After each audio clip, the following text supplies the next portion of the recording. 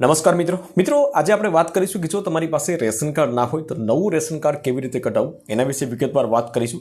આ વિડીયોને તમે લાસ્ટ સુધી જોતા રહેશો તો તમને સરળ ભાષાની અંદર આપણે સમજાવીશું કે નવું રેશન કાર્ડ મેળવવા માટેની પ્રોસેસ શું છે, એના માટેના ડોક્યુમેન્ટ શું જોશે, એના માટેનું ફોર્મ જે છે એ ક્યાંથી તમારે મેળવવાનું છે, નવા રેશન કાર્ડ મેળવવા માટેના ક્રાઇટેરિયા શું છે અને ફોર્મ ભરીને તમારે ક્યાં આપવા જવાનું છે, એ ટુ ઝેડ માહિતી આપણે આ વિડીયોના માધ્યમથી જાણીશું. તો વિડીયોને લાસ્ટ સુધી જોતા રહેજો. તો ચાલો શરૂ કરીએ. તો નવું રેશન કાર્ડ કેવી રીતે મેળવવું એના વિશે વિગતવાર વાત કરીશું મિત્રો આપણે. એના માટે ડોક્યુમેન્ટ શું જોશે અને કેવી રીતના પ્રોસેસ હોય છે. તો જે લોકો પાસે હાલના રહેણાંકના સ્થળે કોઈ પ્રકારના રેશન કાર્ડ નથી અને જે લોકો ઘણા સમયથી ગુજરાત રાજ્યમાં વસવાટ કરે છે પરંતુ તે રેશન કાર્ડ ધરાવતા નથી, હવે જો તેમને રેશન કાર્ડની જરૂર હોય તો તે નમૂના નંબર 2નું ફોર્મ લઈ અને અરજી કરી શકે છે. હવે 2 નંબરનું ફોર્મ તમારે ક્યાંથી મેળવવું એ પણ હું તમને વાત કરીશ. નવા રેશન કાર્ડ માટેના ફોર્મ ભરવામાં આપને નીચે મુજબની વિગતો જરૂર પડશે જેથી ફોર્મ ભરતા પહેલાં તે હાથ વગી રાખવી. મતલબ કે ફોર્મ ભરવામાં સાથે સાથે તમારે આટલા ડોક્યુમેન્ટની તમારે જરૂર પડશે. સૌપ્રથમ વાત કરીએ તો હયાતી રેશન કાર્ડ, મતલબ કે અત્યારે તમારી પાસે એક્સ્ટ્રા કોઈ રેશન કાર્ડ હોય, તમારા સંયુક્તનું રેશન કાર્ડ હોય તો એ રેશન કાર્ડની ઝેરોક્સ તમારે આપવાની રહેશે. અને એ કોઈ પણ રેશન કાર્ડ તમારી પાસે ન હોય તો અન્ય જિલ્લાના રેશન કાર્ડમાં નામ કમી કરાવ્યાનો દાખલો તમારે જ્યાં તમારું પરમિનન્ટલી રેસિડેન્ટ હોય તો ત્યાંથી તમારે નામ કમીનો દાખલો કરાવવાનો રહેશે. ત્યાર પછી વાત કરીએ ડોક્યુમેન્ટની અંદર તો વીજળી બિલ તમારી પાસે હોવું જોઈએ, ઇન્કમ ટેક્સ પાન કાર્ડ હોવું જોઈએ. હવે પાન કાર્ડની બધી વસ્તુ જે છે કમ્પલસરી નથી હોતું, તેમ છતાં પણ તમારી પાસે હોય તો બેટર રહેશે, કારણ કે એ તમે તાલુકા પંચાયત મામલતદારે જશો બરાબર તો ત્યાંથી તમને જે પણ હશે તમને વિગત કહી દેશે. પરંતુ આટલા જે છે એ ઓફિશિયલી વેબસાઇટ ઉપરથી આપણે આ ડોક્યુમેન્ટને બધા લીધેલા છે, તો આમાં બધા ડોક્યુમેન્ટ હોય છે. ત્યાર પછી વાત કરીએ મિત્રો ચોથા નંબરની, તો ગ્રામ પંચાયત, નગરપાલિકા, મહાનગરપાલિકા જે પણ તમને લાગતું હોય ત્યાંના મિલકતના વેરાની પહોંચ તમારી પાસે હોવી જરૂરી છે બરાબર, જેમાં તમારે 1200 રૂપિયાનો ખર્ચો આવે છે. 10 વર્ષની એક સાથે તમને મિલકત વેરાની પહોંચ આપે છે. કોણ આપે છે? તમારા ગામના જે તે તલાટી મંત્રી હોય એ તમને આપે છે. ડ્રાઇવિંગ લાયસન્સ તમારી પાસે હોય તો તમારે ઝેરોક્સ આપવાની રહેશે. ચૂંટણી કાર્ડ, જે લોકોએ ચૂંટણી કાર્ડ કઢાવ્યા છે અને જેટલા લોકોનું રેશન કાર્ડ બનાવવાનું છે તે તમામના ચૂંટણી કાર્ડની ઝેરોક્સ તમારે એડ કરવાની છે. રાંધણ ગેસ જો તમારી પાસે હોય તો ગેસ કનેક્શનની પાસબુક તમારી પાસે હોવી જોઈએ. જો ખેડૂત હોય તો 8 આની નકલ તમારે જોડવાની રહેશે અને લાસ્ટની અંદર બેંકની પાસબુક. તો આટલા ડોક્યુમેન્ટ તમારી પાસે હોવા જરૂરી છે અને ત્યાર પછી તમે ફોર્મ ફિલઅપ કરી શકશો. હવે વાત કરીએ મિત્રો કે જે ફોર્મ તમે ભરશો તો એમાં અમુક જે વિગતો જે છે એ તમારે ભરવાની રહેશે. તો એનું નોટિફિકેશન જે છે એ આપેલું છે.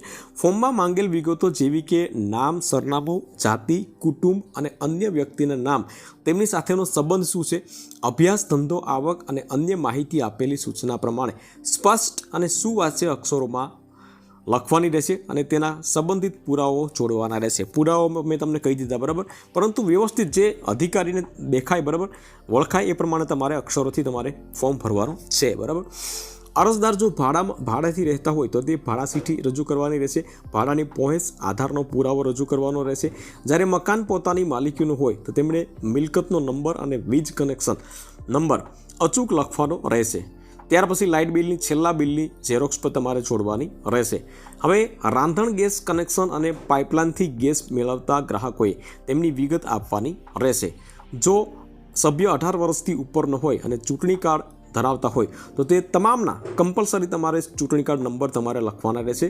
આ વિગત તમારે ફરજિયાત આપવી જરૂરી છે બરાબર. વિગત ફરજિયાત તમારે જો ચૂંટણી કાર્ડ હોય તો ચૂંટણી કાર્ડ નંબર તમારે ફરજિયાત લખવા જરૂરી છે.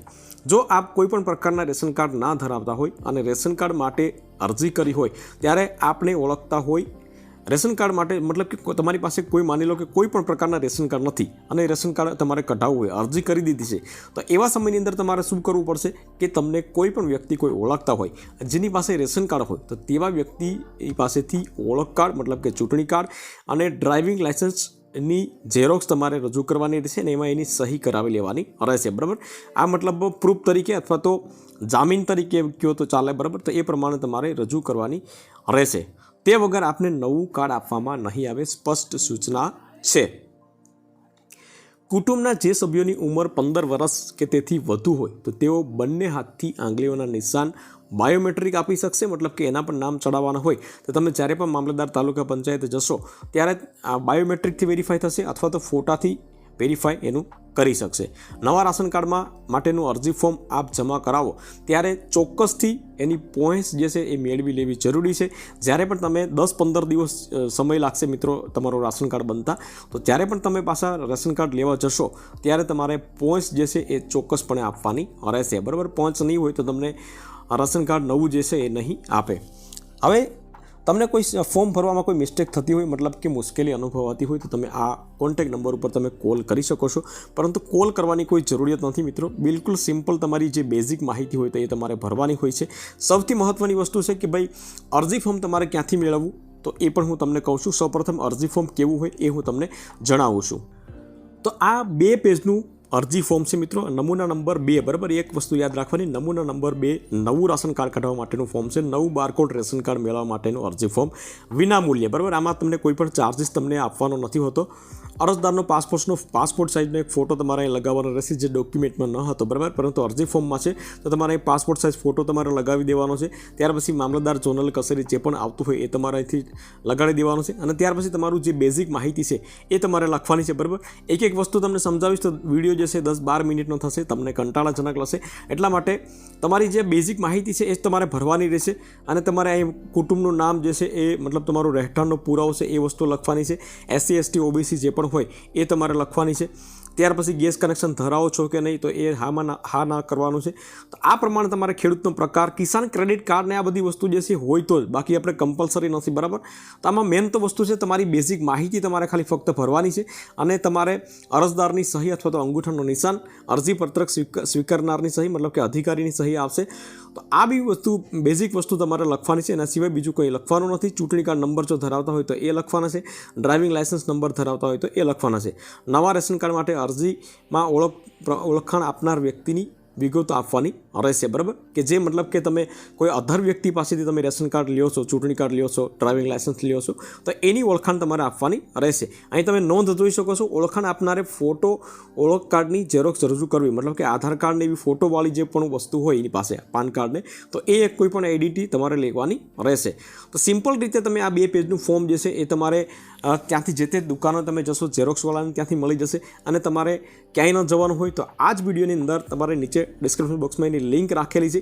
તો લિંક થ્રુ તમે ઓપન કરીને આ PDF 2 પેજની છે એ ડાઉનલોડ કરી અને પ્રિન્ટ આઉટ કરી અને આની સાથે ડોક્યુમેન્ટ જોઈન્ટ કરીને તમે અરજી આપી શકો છો. આમાં તમને ફરીથી તમને કોઈ પણ પ્રશ્ન હોય તો તમે કોમેન્ટ કરી શકો છો મિત્રો. વિડીયો ગમ્યો હોય તો વિડીયોને એક લાઇક જરૂરથી કરી લેજો, શેર કરજો અને ચેનલ ઉપર નવા આવ્યા હોય તો ચેનલને સબસ્ક્રાઈબ જરૂરથી કરી લેજો.